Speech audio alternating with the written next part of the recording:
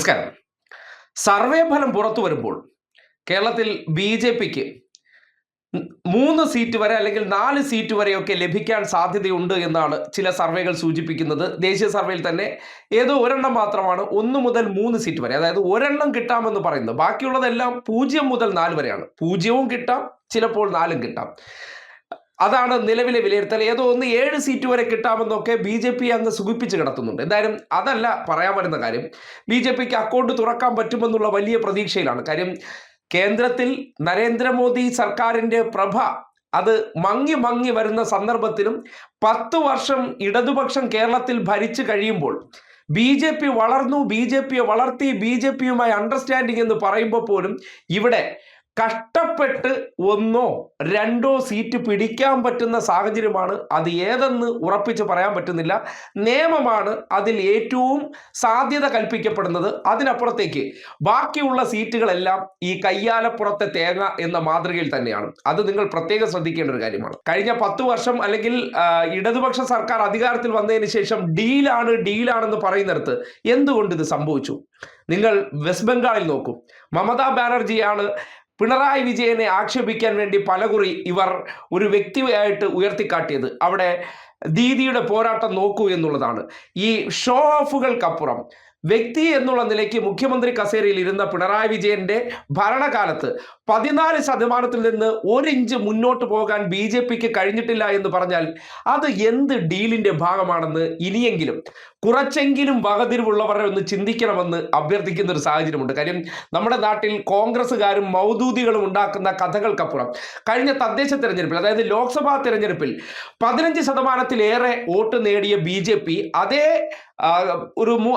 ഒരു വർഷത്തിൽ തന്നെ 3 മാസം കഴിഞ്ഞ് അല്ലെങ്കിൽ 1 വർഷം കഴിഞ്ഞ് വന്ന തെരഞ്ഞെടുപ്പ്, ഏത് തദ്ദേശ തെരഞ്ഞെടുപ്പ്, ആ തദ്ദേശ തെരഞ്ഞെടുപ്പിൽ നിന്നിടത്ത് നിന്ന് പിന്നോട്ട് പോയെന്ന് പറഞ്ഞാൽ ഇവിടെ സർക്കാർ സംഘപരിവാറിന് വളരാൻ വേണ്ട ആനുകൂല്യങ്ങൾ ചെയ്തു കൊടുത്തതിൻ്റെ ഭാഗമാണോ അത്?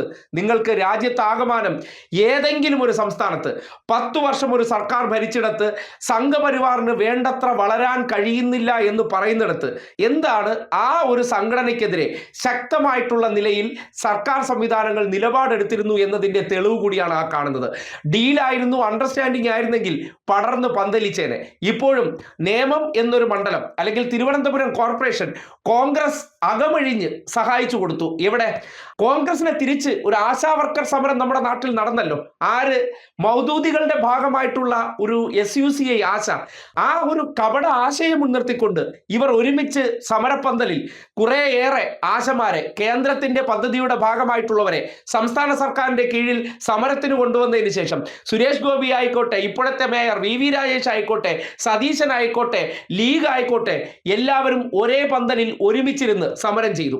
അത് പിന്നീട് കണ്ടത് നഴ്സുമാരുടെ സമരത്തിലാണ്. ഇവരെല്ലാം ഒരേപോലെ വേദി പങ്കിട്ടു. എന്നിട്ട് നേരിട്ടതാരെയാണ്?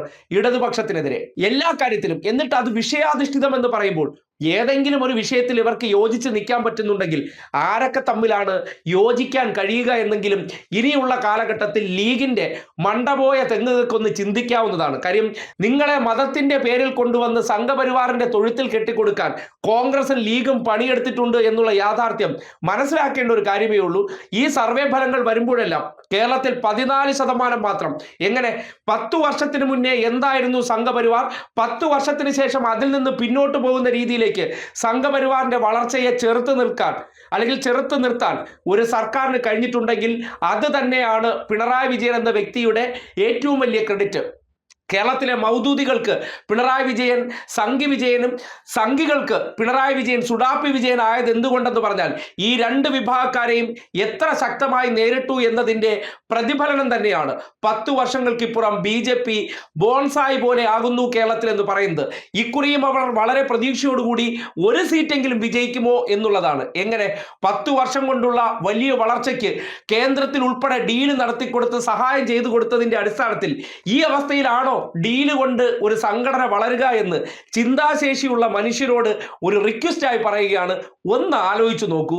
നിങ്ങളുടെ വിടുവായന്മാരും മതകൃഷിക്കാരന്മാരുമായിട്ടുള്ള കുറെ മൗദൂദിമാരും ദാവൂദന്മാരും പറയുന്നതിനപ്പുറം എന്തുകൊണ്ട് ഇത് സംഭവിച്ചു എന്നും രാജ്യത്താകമാനം മറ്റെവിടെയെങ്കിലും ഒരിടത്ത് ഈ പ്രതിഭാസം നടന്നിട്ടുണ്ടോ എന്ന് ആലോചിക്കുന്നിടത്ത് എന്തായിരുന്നു 10 വർഷം സംഘപരിവാറുകാർ വളരാതിരിക്കാനുള്ള കാര്യവും പിണറായി സർക്കാർ പുറത്തു പോകുന്നു എന്ന ധ്വനി കോൺഗ്രസുകാർ ആവർത്തിച്ച് പ്രചരിപ്പിച്ച ഉടനെ വട്ടിയൂർക്കാവ് ഉൾപ്പെടെയുള്ള പ്രദേശങ്ങളിൽ ഇറങ്ങി അവർ സ്വമേധയാ അഴിഞ്ഞാടാനുള്ള സാഹചര്യവും അവിടെ പോയ രാജീവ് ചന്ദ്രശേഖരൻ ഉൾപ്പെടെ ഇവിടെ ഇടത് സർക്കാരിന്റെ ഭരണം അവസാനിച്ചു എന്ന് ആഘോഷിക്കുന്നത് എന്തുകൊണ്ടെന്ന് ചിന്താശേഷിയുള്ളവർക്ക് ആലോചിക്കാവുന്നതാണ്.